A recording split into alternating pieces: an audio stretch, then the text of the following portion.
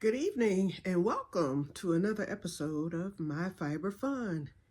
Well, it's story time. There's actually a story that I had forgotten that I was going to share.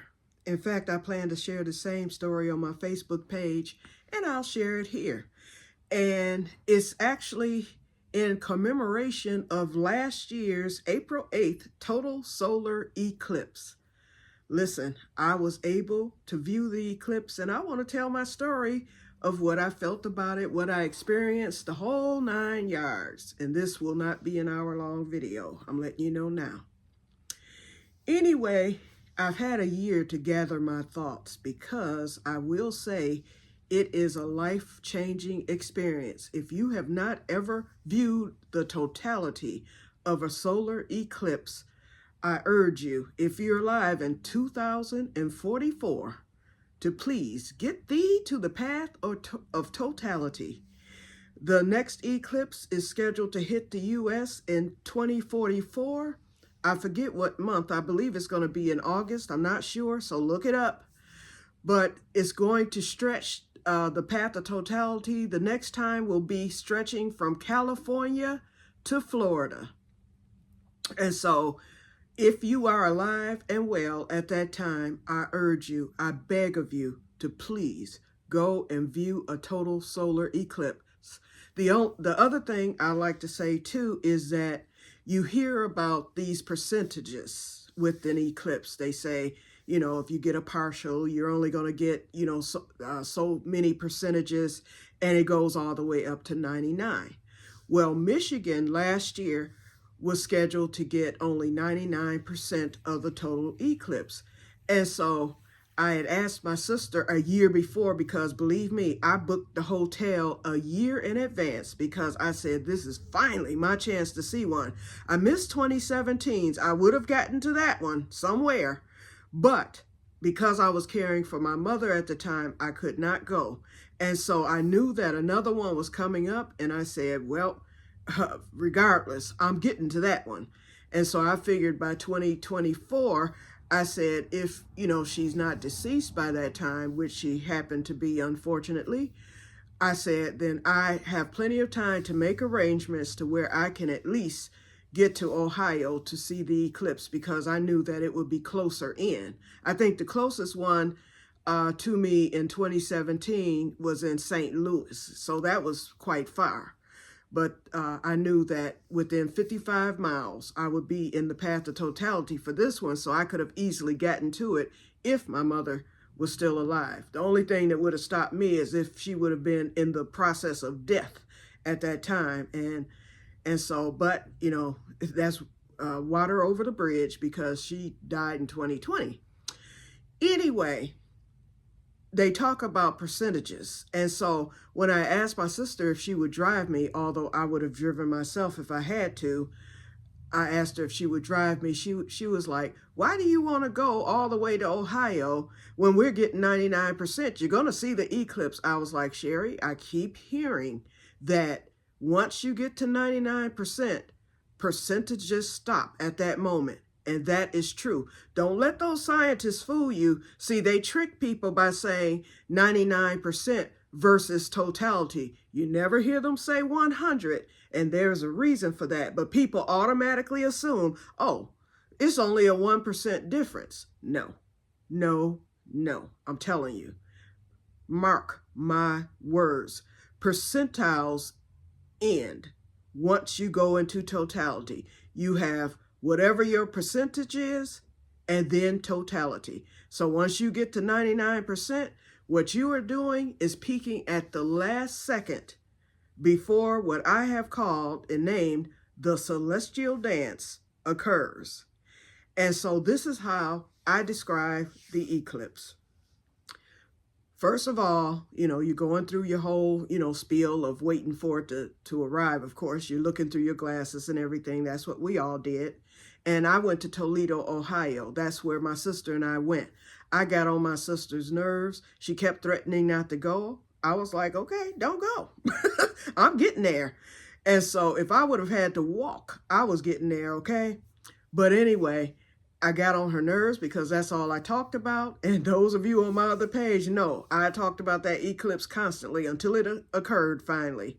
But anyway, I got on her nerves and she was like, I just cannot understand why you keep saying that there's such a great difference between 99. I was like, Sherry, just either trust me. I was like, don't listen to what you hear on TV. And another thing, you guys, I don't care what you see on TV. When you see the total eclipse, when they show it on the news and all that stuff, no. Don't even equate that into what you will see with the naked eye. It is nothing compared to what you will see with the naked eye. But anyway, you go through the whole, back to the story, so I can end this quickly. You go through the whole thing. I named it the Celestial Dance because that's exactly what it is. And this is how I describe it. Everyone has an invitation to go to the Celestial Dance. The planets, the stars, and everything up there in the solar system are the distinguished guests. That means they are the guests of honor. We peons here on Earth are the guests, and we have a choice. We can either RSVP to be there, or we can go, or we cannot go. We have a choice. Now, the solar system, they don't have a choice. So they're going to go and they're going to make the best of it, and they're going to put on their own little show during the event. But we on Earth, we have the opportunity, we people have the opportunity to RSVP and to go to see the total eclipse and the spectacular event that it is. Okay, so what you see first is, you're going through the whole thing all day long, watching, waiting for it to happen. You're wearing your glasses. And so once it does get to 99%, you're seeing that. And then suddenly, during that last 60 seconds, you begin to actually feel it. I'm telling you, you actually feel it within your body. It's like you can feel the G-forces of it. You know that something's about to occur. And yeah, it's kind of scary because you've never felt that way before, but you actually feel it. And it's hard to describe. Actually, describing the eclipse is difficult. It's indescribable, but you are feeling it within your body while it's about to occur.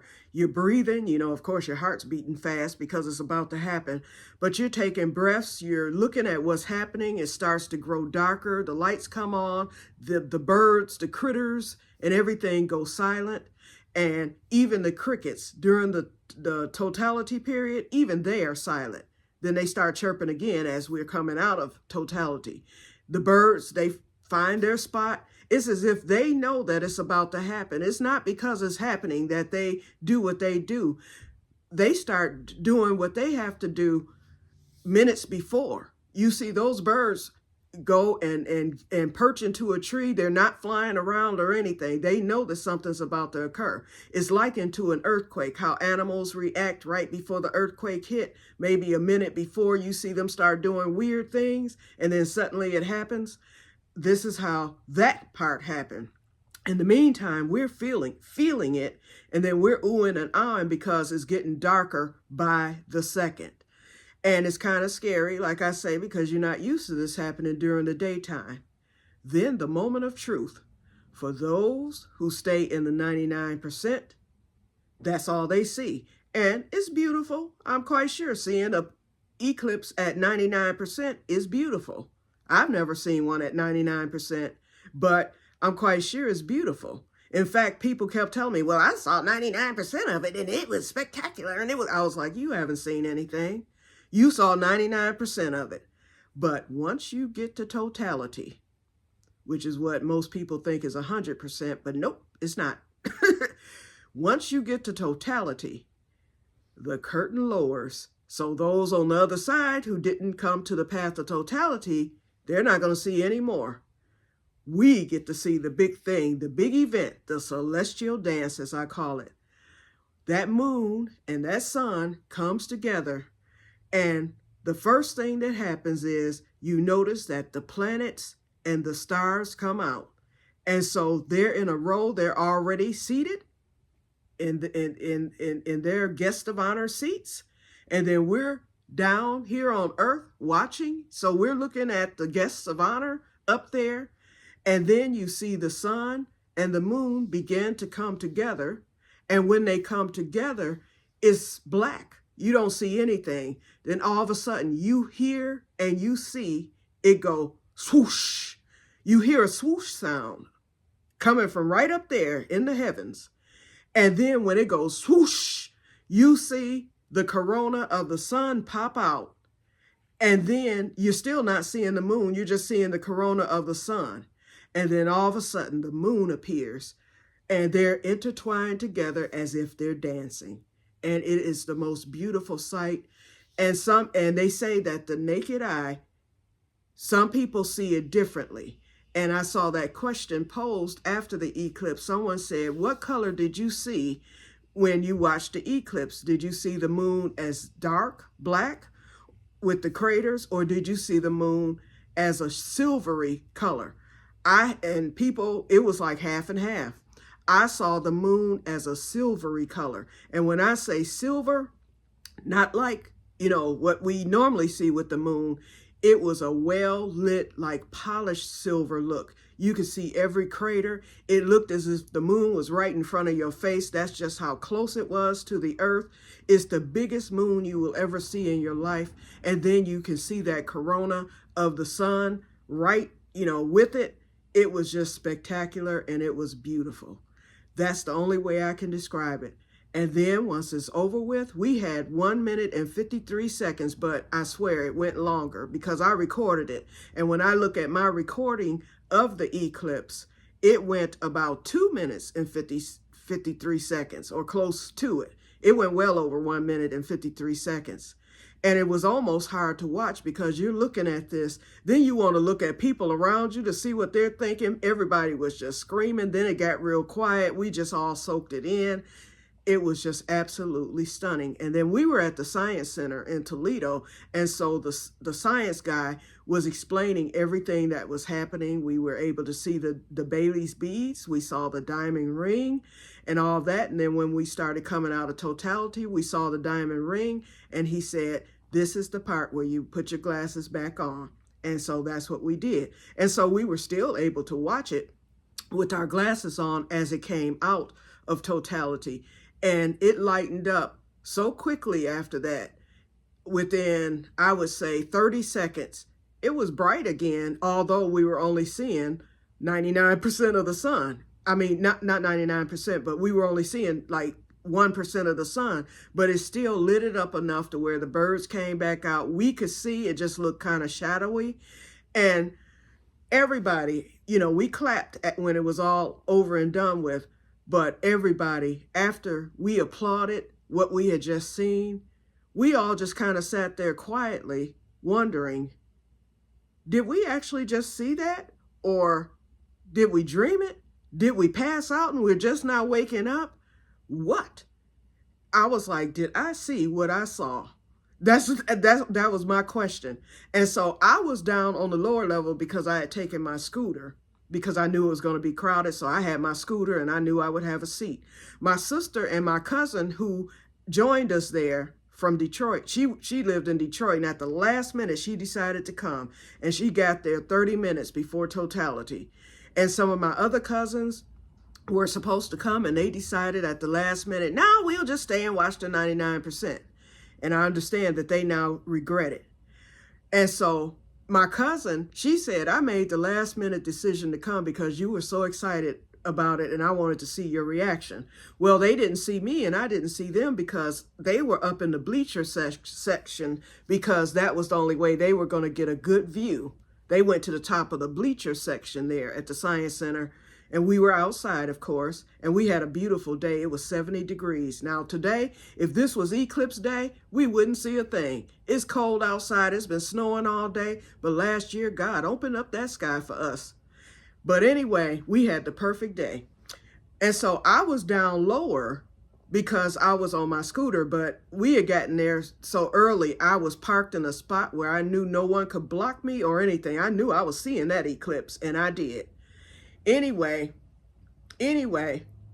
finally, once I got my bearings back, and was like, okay, this did happen. I saw it, you know. Then I looked up in the bleachers to see where my sister and cousin was. And so when I saw them, when I spotted them, I left my scooter, took my key, and I climbed up there. And so when I went up there, I didn't know what to expect. I thought they were going to tell me, it was all right or whatever. You know, I thought they were going to be just as nonchalant as they were when, you know, everything was leading up to it. Because they were both questioning, why did I even come to this? All this noise and the crowds and kids and all this stuff. I got up there and I was like, okay, do I ask? And so it was a crowd of people there. It was this couple next to them that they were talking to. And so I looked at them. I was like, so what did you guys think? My sister and cousin looked at me and they said, they just shook their heads. They were like, my cousin looked at me and she said, thank you. I was like, thank you for what? She was like, thank you for convincing me to come. And my sister said, she was like, my goodness, she was like, she just couldn't believe it. She was like, I'm so glad that I came. She said, I just cannot believe what we just experienced.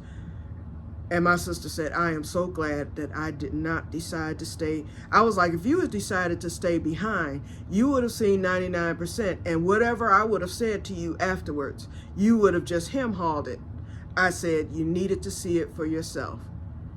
And so she said, well, I'm glad that I did. My sister still talks about the eclipse. She and my cousin became Umbraphiles. They plan to go to the eclipse that's going to take place in Luxor, Egypt in 2027. They plan to travel abroad to go view that eclipse. My sister and cousin both said, we don't want to miss another eclipse that hits this earth. And so they're Umbraphiles now. That's what they call people who chase eclipses. Now, I can't see anymore. If I'm fortunate to be alive in 2044, I will be 79, almost 80. In fact, I will be 80 because if it hits in August, I will have turned 80 in July. I don't know if I'll be here or not. I don't know what my health will look like. I don't know any of that. You know, that's 19 years from now. So therefore, if I'm in the same health that I'm in now, I will go. Oh, believe me, I will be in that path of totality somewhere. But if not, then I'm not upset if I can't go. But I figured this would be my first and last eclipse. But I'm urging others to go. My nieces and nephews, none of them, every one of them had a chance to see it. And they all chose not to. I'm begging them now. I've been begging them for a year now. Please get to the next one. You guys more than likely will still be alive. You'll be a little older, but please go see the next one. And so my niece who saw the 99%, she thought that was cool and everything. And she said, I'm going to go to the next one. So I know I have her on board, but I want my great nephew to go. I want everybody who could possibly go. My worst enemy, I want them to go. It is life-changing. My life changed after that. And it's hard to even explain how it changes your life because it's a sight that you have to see it. And once you see it, it's like you just change forever, forevermore. So tomorrow, to commemorate the eclipse, I will be watching my tape or my film of the eclipse, and I will also be watching eclipses on YouTube, which is what I did for the first month after the eclipse because I wanted to see other people's reaction. And if you have not seen an eclipse, but you have talked to someone who has, ask them about it if you haven't talked to them about it, but I can almost guarantee you that if you have spoken with someone who has seen an eclipse, or if you have seen an eclipse yourself, I heard one person and he just came on Facebook being a troll. He was like, there was nothing, I saw it. He was like, the Northern Lights I thought was more spectacular. I think he was just being a troll because every other person that I heard speak of what they saw, seeing totality, were in complete awe of the whole event. It's just something you have to see because it's indescribable. It's hard to explain. You don't know what to think. And like I said, once it's over with, you want it to come back. You want to see it again. You want one more glimpse of that celestial dance, as I call it. It is absolutely stunning. It is beautiful. It's a phenomenon. I say it's the 8th, ninth, and 10th wonder of the world. It is a spectacular event. And I guarantee you, you will think of me if you see that next one. And you haven't seen one, you're going to think, that black woman on the thing mentioned this 20 years ago. She said, please go, please go, please go. In fact, there's a guy named David Barron, David Barron. He did a TED Talk. So pull up TED Talks on YouTube and pull up the name David Barron and hear his description of an eclipse. Now, he happens to be an atheist. And the way he's describing it, he's talking about God and don't even know it, okay? I thought that was so funny, you know, watching him with it, because when he says he's an atheist and everything, I'm like, boy, you talking about God, stop. You know. But anyway, it is, if you are a believer, oh, believe me, that seals the deal. The eclipse, I expected to see the chariot behind it, okay? It is just beautiful, and it is a gift for us. And I say, take advantage of it. Do not let anyone thwart you from seeing it. If you have the opportunity, do it. I'm telling you, do it. Mark my words. And please, if you have seen an eclipse yourself, if you've seen a total solar eclipse totality, please respond and let me know that you have. And please tell the others. Say, okay, listen to Q on this one. She's right this time. I'm telling you. You will not regret it, not one bit. In fact, if I could get to Egypt, if it wasn't for the fact that I don't fly, I would go, okay? But nope, can't go that far. But if it had been somewhere in the United States, I would have had to get on that plane, okay? But anyway, that's it. It's 21 minutes. I said I was keeping it under 30. Just wanted to let you know about the eclipse. So this is story time. Bonus. Talk to you guys later, and may God bless you all, and may the force be with you. Bye-bye.